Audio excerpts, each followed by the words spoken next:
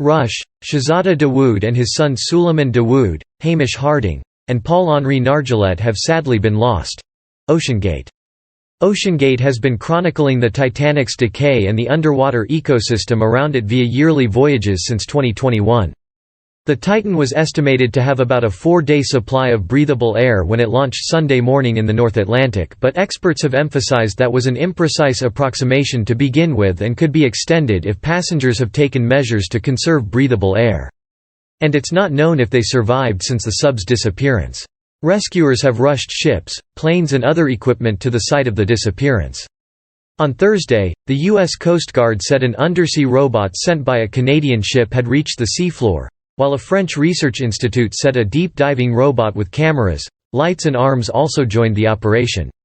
Authorities have been hoping underwater sounds might help narrow their search, whose coverage area has been expanded to thousands of miles, twice the size of Connecticut and in waters 2.5 miles, 4 kilometers, deep.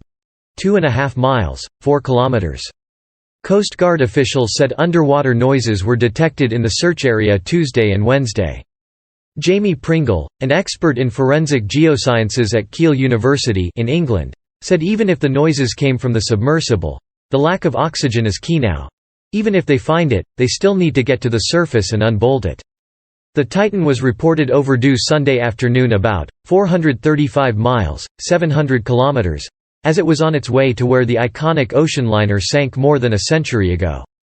OceanGate Expeditions, which is leading the trip, has been chronicling the Titanic's decay and the underwater ecosystem around it via yearly voyages since 2021. By Thursday morning, hope was running out that anyone on board the vessel would be found alive. Rob Larder, a marine geophysicist with the British Antarctic Survey, emphasized the difficulty of finding something the size of the submersible, which is about 22 feet, 6.5 meters, long and 9 feet, nearly 3 meters. You're talking about totally dark environments, in which an object several dozen feet away can be missed. Newly uncovered allegations suggest there had been significant warnings made about vessel safety during the submersible's development. Broadcasters around the world started newscasts at the critical hour Thursday with news of the submersible. The Saudi-owned satellite channel Al Arabiya showed a clock on air counting down to their estimate of when the air could potentially run out. Captain Jamie Frederick of the 1st Coast Guard District said a day earlier that authorities were still holding out hope of saving the 5 passengers on board. This is a search and rescue mission, 100%.